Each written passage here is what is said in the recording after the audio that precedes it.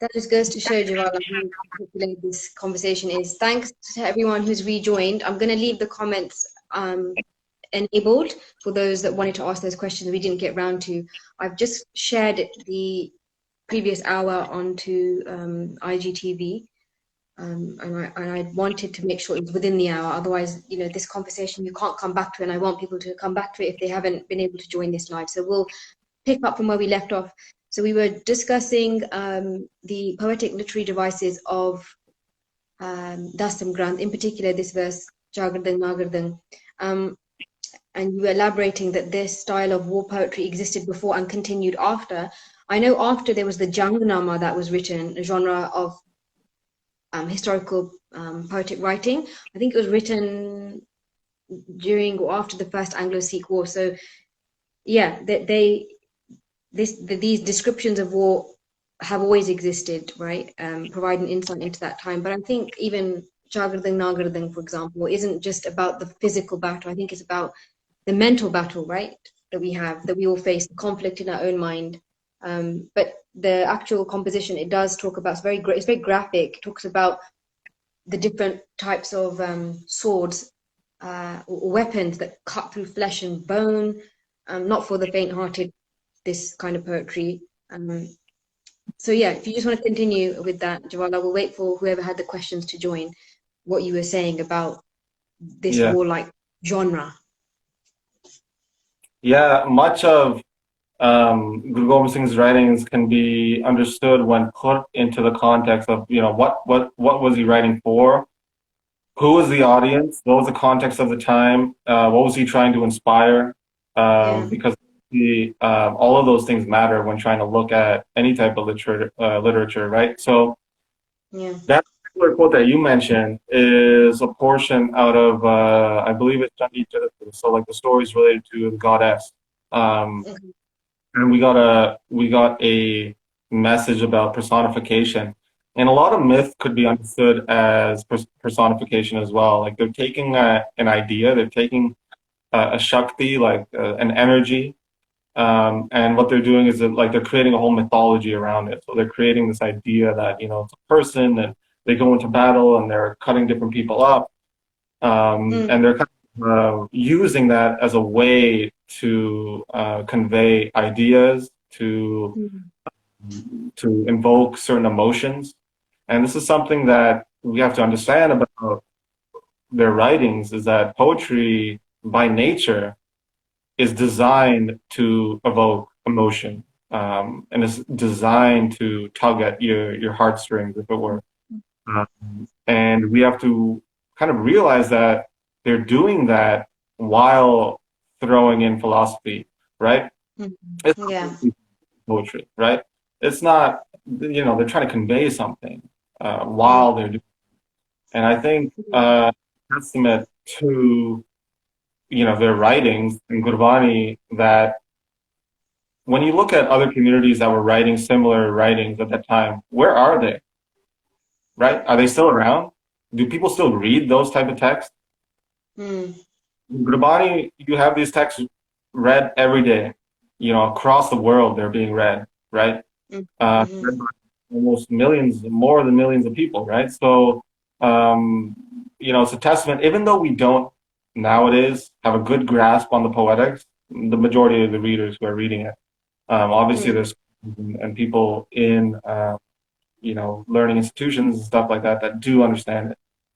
Even though we do not have a grasp on the poetics and stuff, it still is leaving an effect. Like you said, like when you're reading it, you feel, okay, I'm getting pumped up here. And, gears me up for nothing. But yeah, when I was sing that, when I sing anyway, whether that's Kirtan or Punjabi folk or Sufi, I imagine my surroundings, and the words help you to do that. Obviously, that's what they're intended to do. They're consciously curated, right, to have that desired effect, as is music, as it's rag.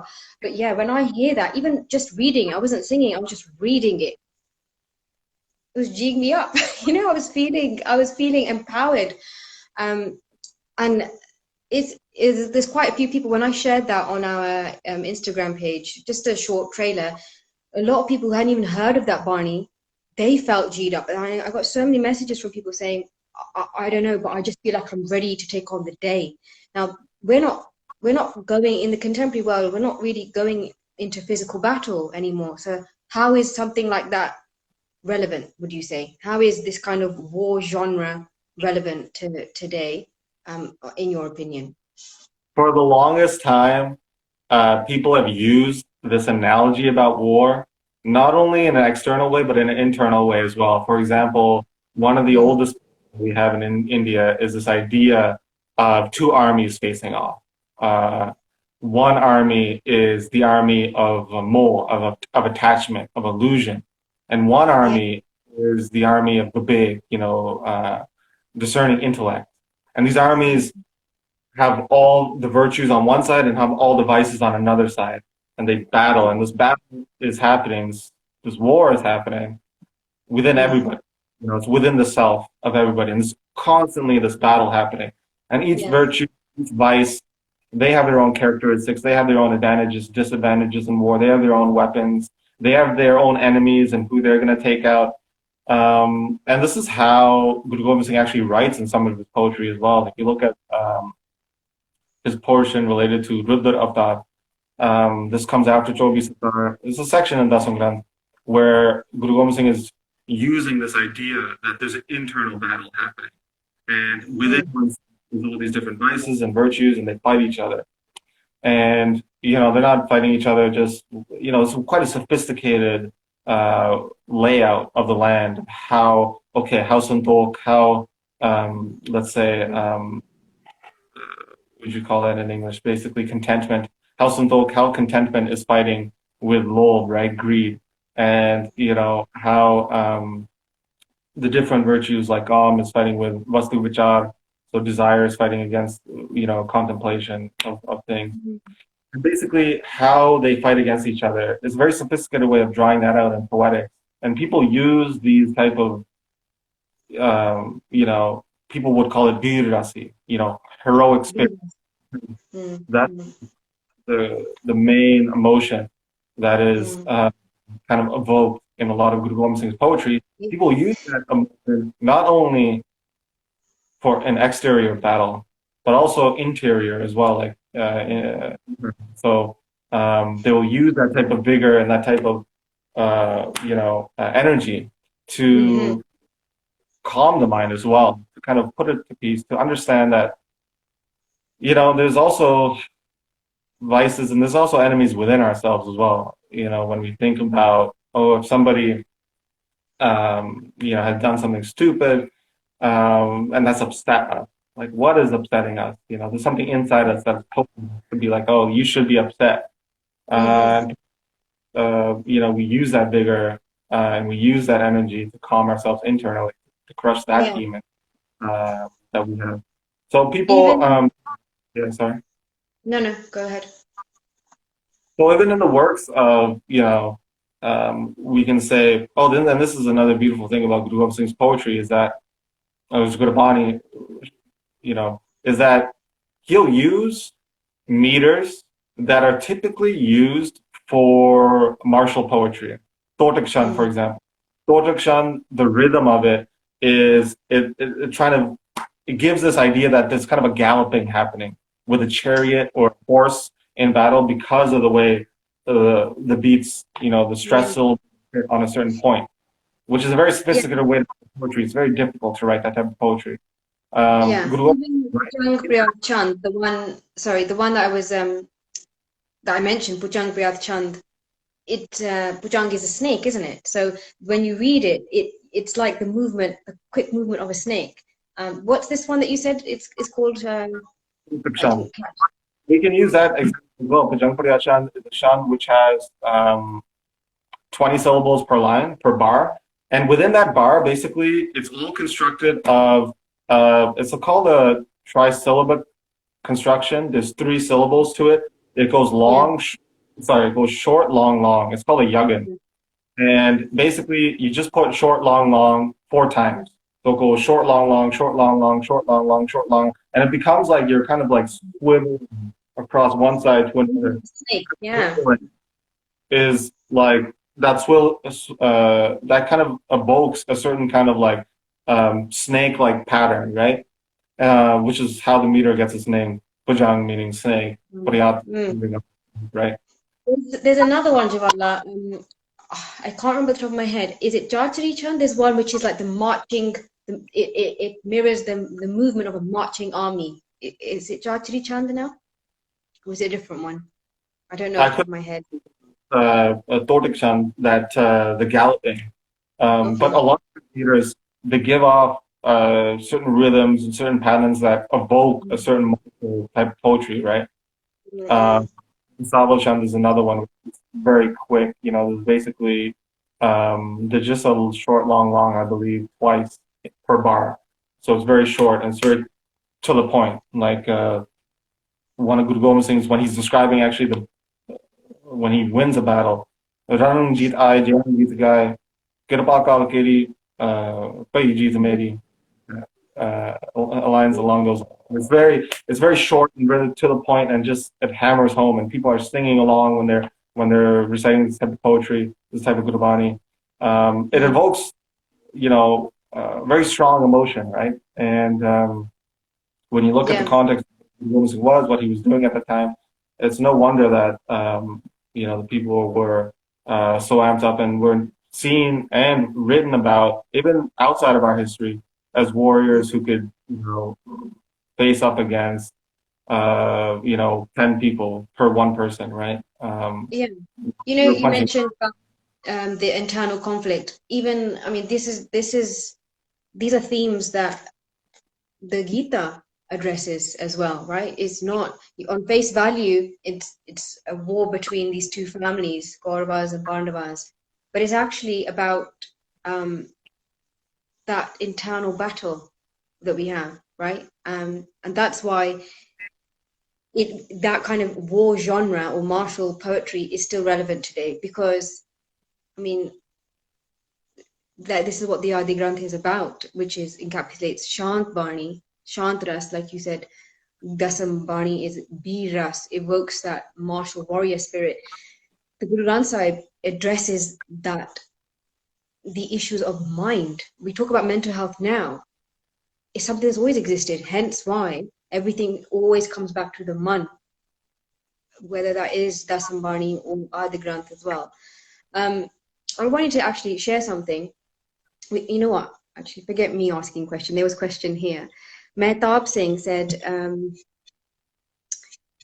where's that question? What books do you recommend in learning Sikh history, as well as books explaining various poetic devices in both Adi Granth Sahib and Dasambani? Ooh, so history-wise? Yeah, learning Sikh history. Yeah, that's a very tough one, and it's something that I find it difficult to give recommendations right now, because for those who don't know, and a lot of the impetus, so kind of the driving force behind my work, is to uncover works of history in the Sikh tradition that came before the British. So for those who don't know about the impact that the British had on Sikh history, Sikh philosophy, Sikh culture, it was quite significant. And we have to be very mindful of that. There's quite a colonial impact when we talk about Sikh history. So I am very cautious about recommending Sikh history books that came after that. A lot of it's tainted with kind of the British kind of outlook on life, whether it be philosophically, culturally. So a lot of my work kind of uncovering the text that came before the British. So Suraj Prakash was the gold standard prior to the British. This was written in like 1843. It was completed. It probably took more than a decade to write. And I find that those type of works so interesting because they were written without the colonial impact. So if you want to look, actually, some of these works have been translated into English, and those I would recommend. So if somebody's looking at the history of the Sikh Missal period, for example, Pant Prakash by Ratan Singh Pangu has been translated into English by various people. You can kind of just Google that. You can find PDFs online. just search Pant Prakash English. You should be able to find it, a PDF on Google. That's something that you can, I mean, it only covers history from Guru Gobind Singh onwards, and kind of like the history of, you know, the struggles of the Khalsa up until they attained Raj from Ranjit Singh. That's, you know, look at history-wise, but in terms of Sikh history itself, I think we have a lot of work to do in uncovering kind of pre-colonial texts that give a different insight as to, you know, what was the history before the British came. How did we talk about the gurus? You know, what were the norms at that time? So that's my suggestion. Historically, in terms of poetic meters, there's quite a few books that are written in Punjabi that talk about poetic meters. Granth Singh Nanda has a book that talks about Gurubani poetic meters. That name escapes me. Pandit Kartar Singh Dakha has written Guru Kavya Darshan. Again, it's in very difficult Punjabi for most people. There's one by Kothaguru. His name is Jvala Singh Kothaguru. He has written a commentary on a text written in the early 1700s on poetics, and that's a poetic manual. The manual is very useful, but it doesn't fill in a lot of gaps that somebody would kind of need to know before writing their own poetry, before writing their own chants. So that's something to be aware of. But if you can get your hand on that, it's very useful. Just something I'll throw out there that speak about Rupti Pingal. I've seen that Resham Singh joined here as well. So Balwant Singh Kothaguru writes that the person who wrote that commentary about that poetic manual, he's basically a Gurbai. He's basically like, he learned from the same teacher that Guru Gobind Singh learned from. So Guru Gobind Singh learned from somebody who taught him Braj, Farsi. That same person who wrote that poetic manual, he also learned from that same teacher. So reading that book, reading that commentary about Rup-Deep Pingal, that Steek, is very useful, and it's definitely a must-have if you're looking at Gurbani. I'll post photos of that in. I was going to say, maybe at the end of this, if you just give me a list, I can share them on my page as well, and you can share them too. There's another question here, Jvala. Would you consider putting out a short course on some of the history? I mean, you have your mangalacharan.com blog anyway. But yeah. A short course, this is the thing, is that, you know, for people that want to listen to the stories about Guru Hargobind, they can go to the podcast. The Suraj podcast is amazing. Suraj podcast is, you know, I'm going chapter by chapter through the stories of Guru Hargobind from a text called the Suraj Prakash, which was the gold standard of historical text in the 1800s. Continues to be in the 1900s. People still read this every day in the major takats in India. It's even in the diaspora. People are even now translating it. I saw that Resham Singh joined. Resham Singh and Jeevanpal Singh are doing amazing work out in England. They're part of this group called the Bhai Gurdas Trust. They have put out portions of Guru Nanak's history in English. So if anybody, actually, that's a recommendation I should have mentioned as well. If anybody wants to read the history of Guru Nanak, I'll give you a link that I have to share. Bhai Gurdas Education. They're based in England, so it will be easy for the English people to get copies of this text. It's translation of the history of Guru Nanak out of Santokh Singh's writing. Santokh Singh is the person who wrote Suraj Prakash. So that's a must-have. We're looking at history of Guru Nanak. We're looking at history of Guru, then the podcast. Regarding a short course, this is the problem that we have, is that there are courses about Sikh history. This is the thing. The people who have made those courses on Sikh history, I do question if they've read pre-colonial history. What is pre-colonial history? You have Suraj Prakash, a gigantic text that takes, you know, basically longer than a PhD to get through. It would take longer than to get through Suraj Prakash, to get through it properly. Who has done that? Then on top of that, you have Bansabli Nama, 1769, you have Gurbalas Pachai, Dasmi, Pachai, Chemi. So you have all these historical texts that come from the 1700s, 1800s. Who has read these texts? And who has read those and then distilled them into historical books?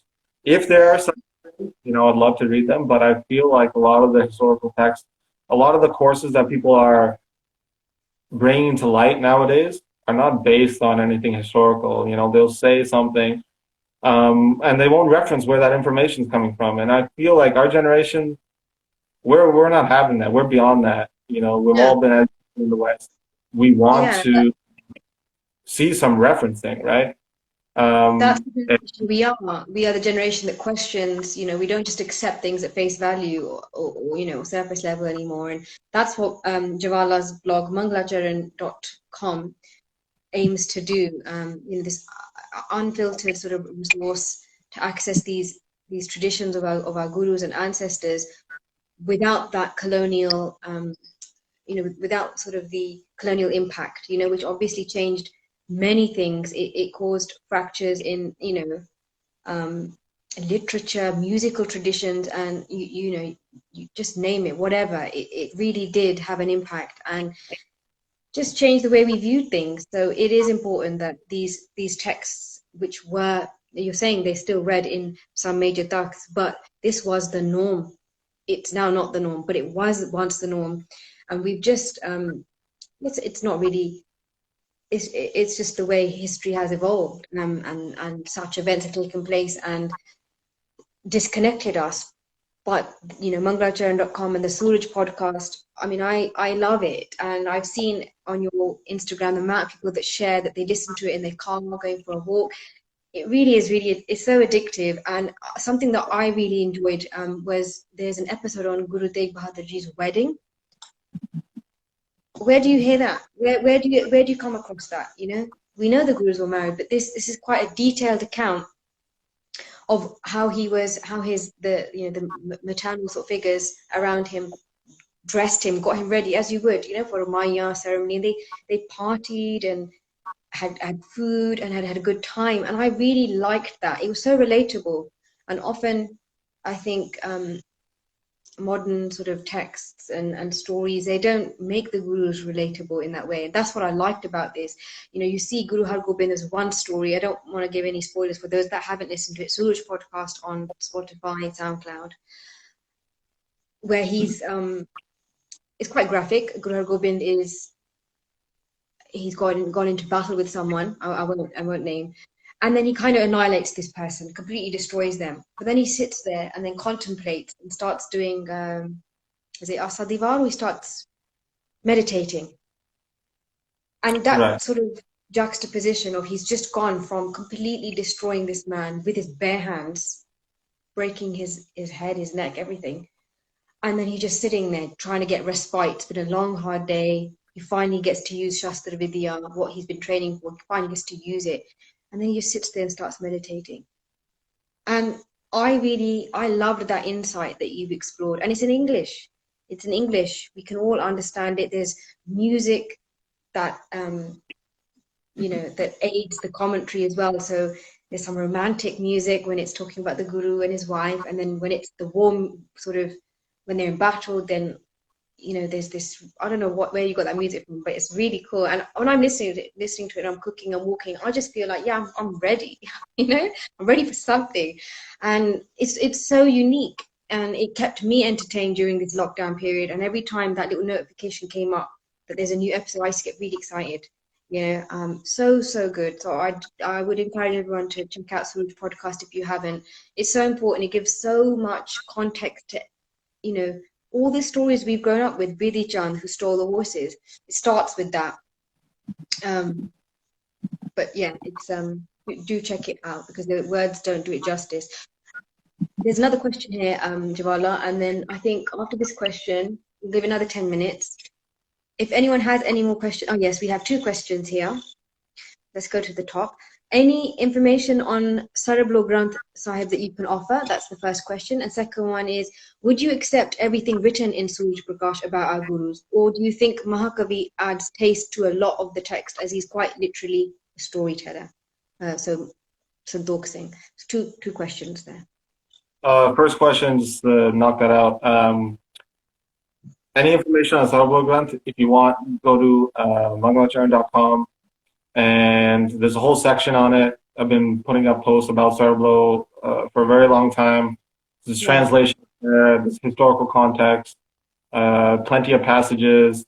So definitely check that out, mangalacharn.com. In regard to the second question, the question is, would you accept everything written in a historical granth, the Suraj Prakash that was completed in 1843? And this is a very interesting question because the question arises a lot of the time because when some people engage with this text, this text is 200 years ago. This text was written in a completely different context from what we are reading it now. And we have undergone quite a transformative process through the British colonial age in India. So when we're looking back at some of these texts, a lot of questions come to mind. Oh, could this have been done? Could, the gurus have said this? Is this a practice we used to do, right? So a lot of these questions come up. But what I would say is if we are going to have an honest look at the history, we have to defer a lot more to the texts of old rather than, New Age texts. First of all, why do these questions rise, right? About, is this even possible? Would the gurus have done this? Is this something that, is this a practice that those questions arise because, these things are foreign to us. But really why is it foreign to us? And what do the other texts of the time say as well? When you start to collaborate and start to, cross-reference against texts of that time, you do see commonality. This is why, if we go back to earlier when somebody was asking me about, what would you recommend for Sikh historical, texts in English? I find it very problematic to recommend texts in English because they don't reference the old, because they don't give deference to the old. A lot of the times because they haven't even read the old text. So from where they're gaining this information that they're writing upon, it's quite questionable. So what I would say to that is just give a lot more deference to the texts of old. These people, like Santokh Singh, have studied for more than a decade with the top teachers of that time, like Sant Singh. And the other writers of of that time period as well had studied, immensely. And when we consider how little we know about not only Sikh scripture, Gurbani, also about poetics, also about other historical writings that they were reading at that time, there's a mountain of difference between us and them. And for us to spend a weekend, we may be an accountant or we may be, I don't know, an HR person or even like a doctor, lawyer, whatever. We spend 99% of the time doing other things. And then on that 1% of the time, we may read something on the weekend and say, oh, the guru, this can't be true. It's like, on what basis are you forming your opinion is something that we should ask ourselves as well. So you said that Suraj Prakash Granth is a mammoth text. My rapid fire round, you said that's the one book you would take because it would, take you, you'd be stuck there for a long time. You still probably wouldn't finish it, right? And when you think about it in that regard, the amount of research, like you said, that got into it, it's such a mammoth text. It holds significance then, and therefore we do need to look at it. It should be treated. In some of my research, as I'm digging into the Suraj Prakash, I'm realizing that Santokh Singh quotes from a lot of texts often, like this question was do you think he's just making stuff up? These stories are quite different from earlier texts. He's looking at Gurubas Pachai Chemi, he's looking at Gurubas Pachai Dasmi. This text from when he wrote it was received so well that it was read across all the different takhts in India, the four takhts at that time. This was institutionalized. Everybody, approved of it. They gave their stamp at that time of it, right? So it deserves, quite a lot of effort, deserves a lot of respect in that regard. And it's something that I feel like people don't give a lot of respect to nowadays because they're ingrained in, whatever English texts that talk about Sikh history. And it also shows, like, when diving into this history through the podcast, if anybody listens on it, the amount of detail that we do have historically of the gurus, of their life, it does shock people that I can't believe that we have texts that have written about, like you said, Guru Tegh Bahadur's wedding. What was the wedding like? What did they do? What were the practices that they partook in? So for those who want to listen to the podcast, you'll get an insight into the text that way. I quite literally give the synopsis, almost line by line, of what is in the chapter. Yeah, I will speak on behalf of everyone that has listened to it, and do go check it out. You won't be able to stop. It's so good, and thank you, Jvala, for putting it together. I know I say thank you to you all the time every time there's a new episode. I really appreciate it. I really value it because, I mean, you're the one that's ultimately sitting there doing the research, which I'm going to put my hand up to admit I'm not going to do. I'm not a researcher, but would I, in my spare time, I'm an avid reader and I love to read, especially, I like to call myself an Indophile, so I read anything on Indian history, but would I really take the time out to sit there and read that? I would like to say yes, but the truthful answer is no. So you're doing that. You're digging into this research and providing this English translation for us, and I feel like I'm indebted to you for that, and I really am grateful that you've put that out there. So do check it out, guys. We've got here. You should visit next year, UK. Maybe Jvala, you should visit next year. Oh, that was a major blip, isn't it? Great Insta Live. Thank you, Raju. I just wanted to, if there's any more questions, we'll do this for another 5 minutes, but something I just wanted to share, Jvala, because I was researching this as well. Yeah, someone else. I always wait and look forward to a new episode. Yeah, we all do. And, Nevi, my husband, I called you Nevi by accident. When he'll say to me, oh, there's a new episode, and sometimes we'll sit there together in the garden, we'll listen to it, and we're responding to it physically, like, oh no, like, or we're excited, or we're sad, and it's your storytelling. I think it's very short. They're what, between 7 to 15 minutes, some of these, so there's no excuse. Someone else is doing the research, just listen to it. So much to gain from there. Something I wanted to share. So the style of war ballads known as Wars that you are familiar with. I wanted to share something with you, and maybe you can just bounce some ideas back and forth.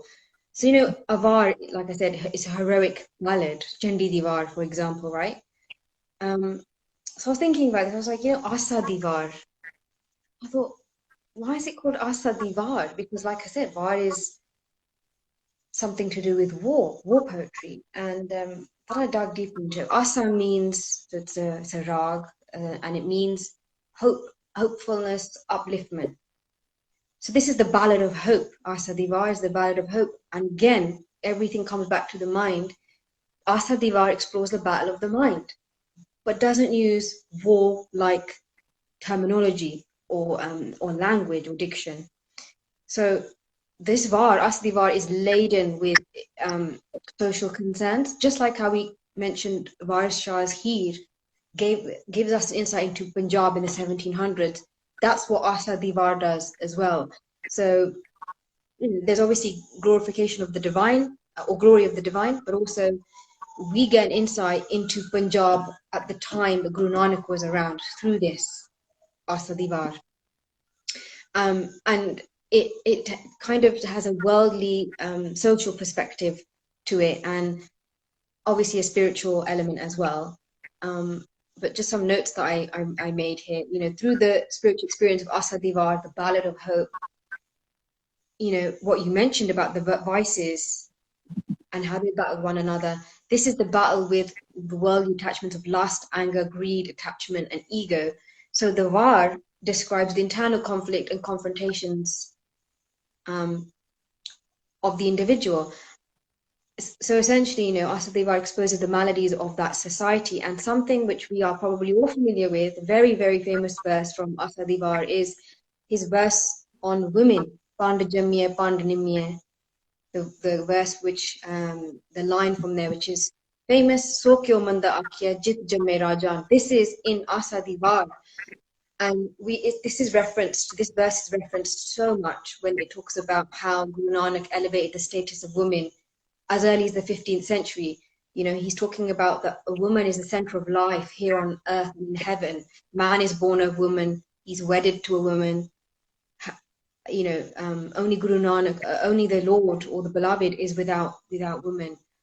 He also talks about how Hindus and Muslims have strayed from their sort of religious practices through greed, falsehood, tyranny. So he discusses all these things through Asadivar, and I hear it in the morning, and I never connected the two. He just say Asadivar, and then one day I thought, why is it called Var? And then when I looked at it properly, I thought, yes, he does discuss all these social ills and these maladies, again, bringing it back to the mind and the conflict of the mind, this battle between the vices, the same battle that is in the Gita, that's depicted through the Kauravas and the Pandavas. So just something I wanted to share with you. Maybe you can elaborate with Chandi Divar. And also if we could just finish, so we elaborate on that with Dohira. So I know last week you exploring the Dohiras, with the Dohas, this rhyming couplet, their technique. And then you even had a competition on your Instagram where you gave everybody a worksheet, a template to make their own. And I was reading some of them. I don't know how they were making these dohiras. It was so good. But if we could just talk on those few points, and then we'll answer one more question, then we'll wrap up. Yeah, sorry, I'll just mention the dohra though. But yeah, so dohra is a specific type of meter used in Raj poetry, Avadi poetry. So you see it in Guru Granth Sahib. In the later compositions, you start to see it used a lot in Dasam Granth Sahib by Guru Singh.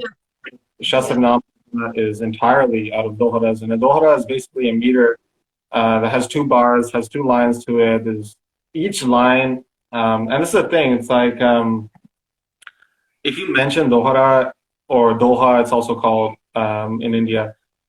Everybody would know what it is back in the day. It was kind of a very common meter. When we say haiku now, most people understand, a haiku has 3 lines with a certain type of syllable count. Doha is the same way. It has 2 lines, though, and has a certain type of syllable count. So you have 13 syllables in the first portion, and then there's a visram, they call it in English, seshura, like a pause, and then there's 11 syllables afterwards, and it ends with a long, short combination at the end of each line.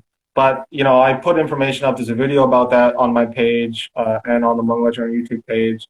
On Mangalacharn, the Patreon page, there's like a worksheet that people can kind of fill in, and people will kind of get an idea about how syllables are counted. So, that's out there, and people started writing their own dohras, and people then actually, some feedback about that was people started to realize how hard it was for them to even write one single dohra, right? One single verse in that type of meter style. And it really kind of shows how complicated poetics was, right? And kind of gives you appreciation to the work that Guru Singh and the other gurus were doing. They're writing like, vast amounts of poetry. And how were they doing that? In meters, like their understanding about poetic meters, poetics, how like emotions are evoked through different literary devices. It was so sophisticated. Knowledge of loan words as well, Jvala, right? So Persian loan words, Sanskrit loan words, Raj, like, let's take Guru Gobind Singh, for example, and Guru Gobind, although he didn't write any verses or poetry or Gurbani, but they were fighting as well. They had families, and then they were writing all this poetry. And, not any old poetry, just exploring all these different literary poetic devices, incorporating so many different languages and loan words from other languages. Yeah, what's really cool, I was looking at recently, this is on my Twitter, Job Sahib has like such beautiful like Arabic and Sanskrit. There's Farsi, well, Persian in there as well, mixed with Braj and Farsi. Like such a complicated and sophisticated mix that Guru Gobind Singh is using there, and it kind of shows us not only the audience but also kind of like the context of that time. It was normal, and it's interesting when you think about even the names he gave for his sons, right? The first two,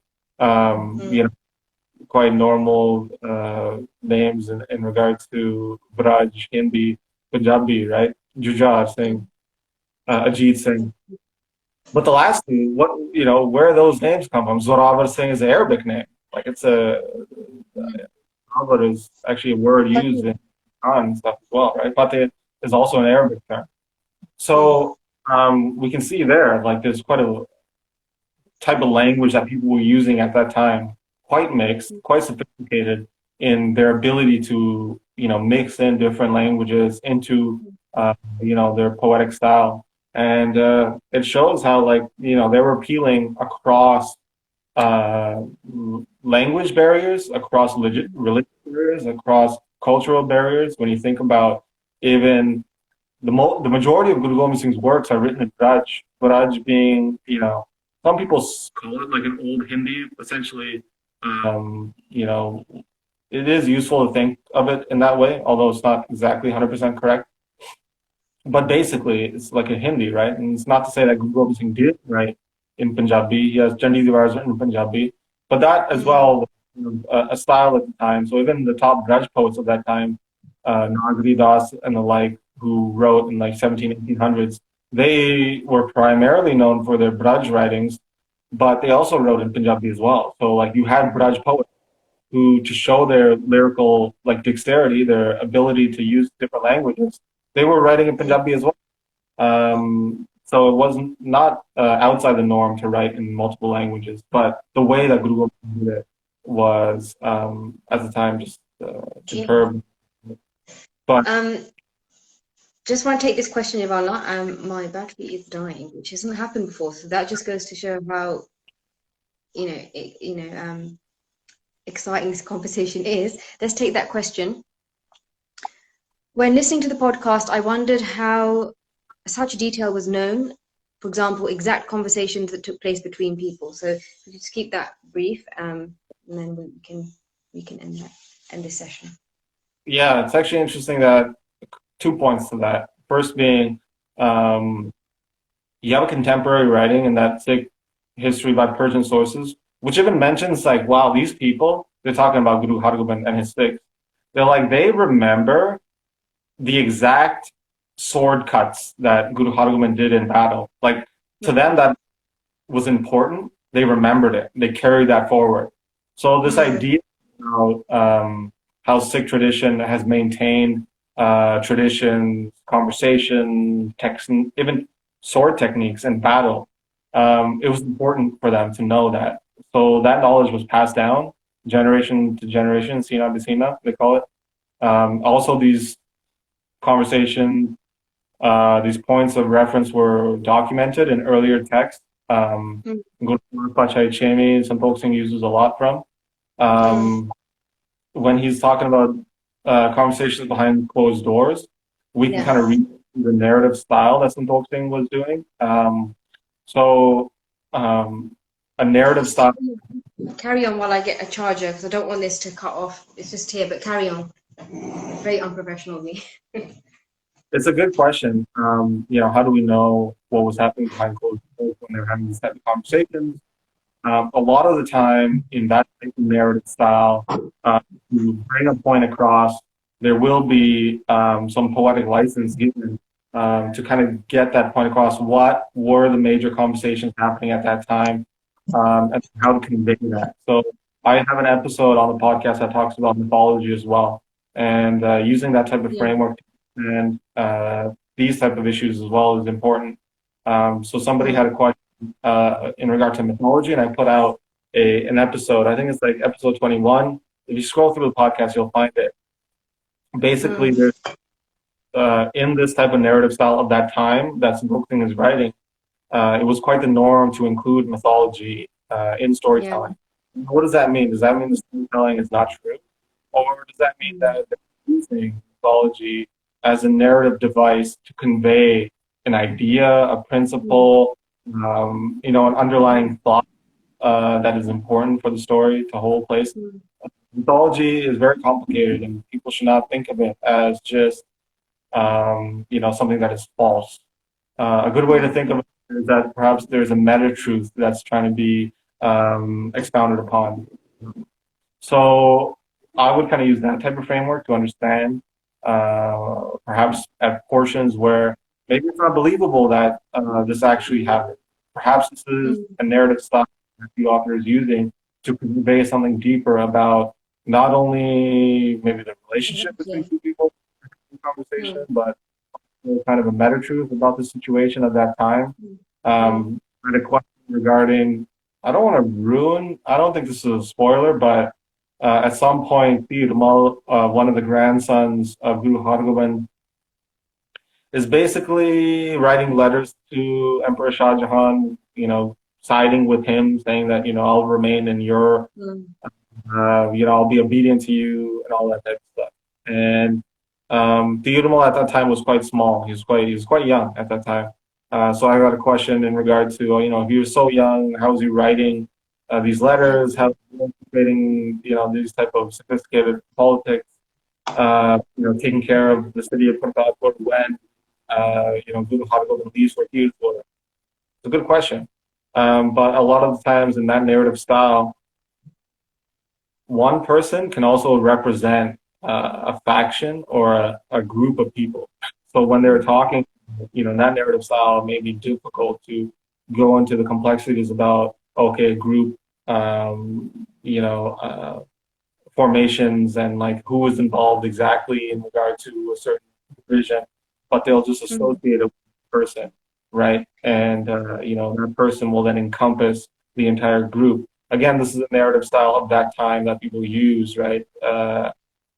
To kind of... Is it, sorry, Jvala, the question expands here. Is this the same for when he says what people were thinking? Yeah, I mean, perhaps narrative style, that framework to understand it from that lens as well. Oftentimes, we do have contemporary sources that talk about what the Guru was thinking, as in he would tell people, right? So then when people are writing this, they would go back and insert that, the Guru thought this, so then he did that, right? So storytelling and narrative formation, just like how poetics is complicated, in the same way, storytelling and narration becomes very complicated. And we have to understand how the audience is hearing this. And maybe because of that narrative style, that lands easier on the audience. You know what I mean?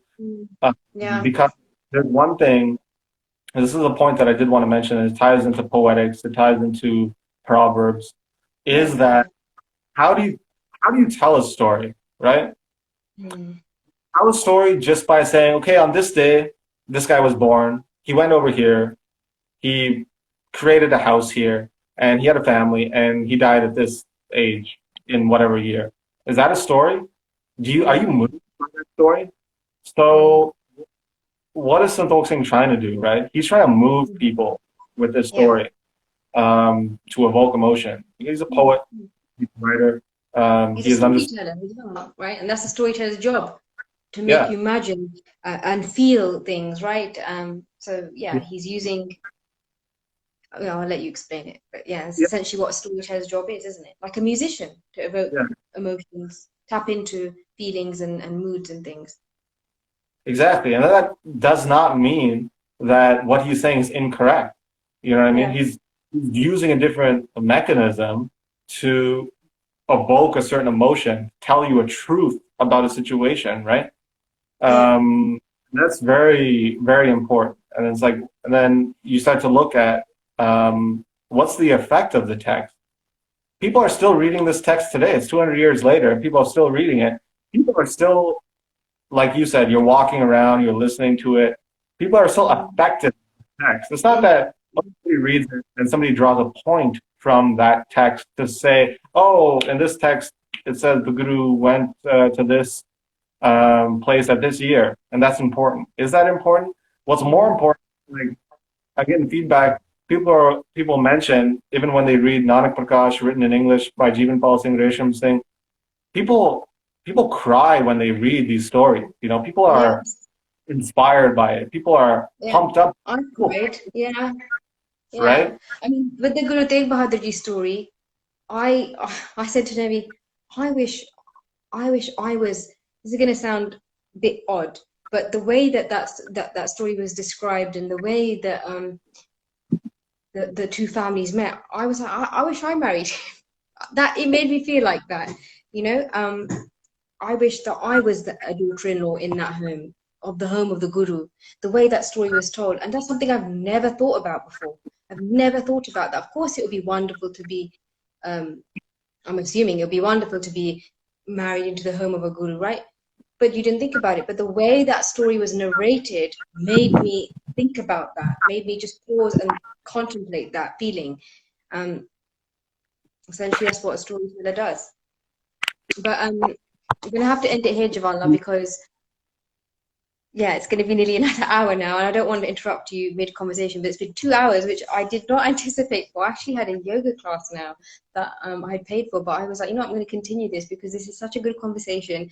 And before, I mean, I rang Jvala and I said, look, we have to cap this at 1 hour. But this has gone on, and it just goes to show how, you know, engaging this conversation is and how many people enjoy your podcast, right? Kunal, you had a comment here. People would have walked and traveled miles to learn such knowledge. What you were saying about the depth of these texts and what the themes and topics they explore. You know, they would have invested their whole lives into these. This is not just like a weekend venture. You know, I have an idea that's popped into my head. Takes years of work, which we don't have the ability or the patience or time to do these days. So, you know, with that in mind, it is something worth investigating and looking at for that reason. Like you said, it offers shed light on so many. You know, if you want, books are time machines. If you want to go back to that time period, that's the best way to do it. And that's what your podcast allowed me to do. And I know it allowed thousands of listeners to do. I just felt like I could be doing something, like I said, cooking, walking, whatever. And I'm in that moment, I'm visualizing that battle. I'm visualizing the Guru getting married. I'm visualizing, you know, Guru Har Gobind feeling a bit sad, melancholy, lonely, whatever. I really would, I've said it so many times, I just urge everybody to listen to that podcast if you haven't already. It is mind-blowing and one of the best podcasts I've heard in a long time. So thank you so much, Jvala, for your time. You know, your research, and you give me 2 hours of your time. I really appreciate that. And thank you to everyone that, you know, was part of the first conversation you participated and then rejoined this one. It really means so much to me. This is, you know, this was the topic of language that we're exploring today as part of South Asian Heritage Month in the UK. First time it's being celebrated, and I really wanted to talk about the literary traditions of Gurbani because it's so vast, like you said. This 2 hours isn't enough to explore this, these kind of topics. And, you know, there's a lot of young, prominent poets coming out in the diaspora now. And some of them, you know, they make that sort of reference or that nod to Gurbani as being the inspiration for wanting to be a poet. Just as music, right? This is another topic that I'm going to explore with a researcher who's going to be exploring the impact of music, partition on music, specifically for women. And that will be just leading up to in partition or independence. And next week, this will be commemorating partition. And if we think about Guru Granth Sahib, is poetry written to specific musical modes. So what does that say? It says how important music is and how important language and poetry is in our culture, in our faith specifically. So I wanted you to shed light on that. You're doing your research, and your book is, as you mentioned, we discussed earlier, 54 Punjabi Proverbs, is available this week on Amazon UK because it sold out because it was that good. Yeah, I'll be putting up announcements and about when it's fully available in UK on Amazon. It should be in the next 2 weeks. It's available in Canada on Amazon, and anywhere else. Just send me a message if you want a copy. We can arrange it. But Mm-hmm. yeah, Jvala is your Instagram handle, where you share stuff on Proverbs and also Manglacharan .com and Suraj podcast. These are the three resources that, if you want to find out more about Sikh historical texts and traditions, everything we've discussed today, you'll get a detailed sort of insight into that on these accounts, and I will share it on my Insta story as well. So if you're not following Jvala already, then do check him out and support Manglachar and the work that he's doing. This is tiring work to translate these into English for the benefit of us all to have access to this information. So you can support his project www.patreon.com/Manglacharan. So check out other works on that website as well. But thank you for your time. Bahut no, shukriya. I'm going to let you go, and we'll save this to IGTV. So if anyone wants to catch up, you have 2 hours worth of catching up with this conversation. Thank you and good night. bye.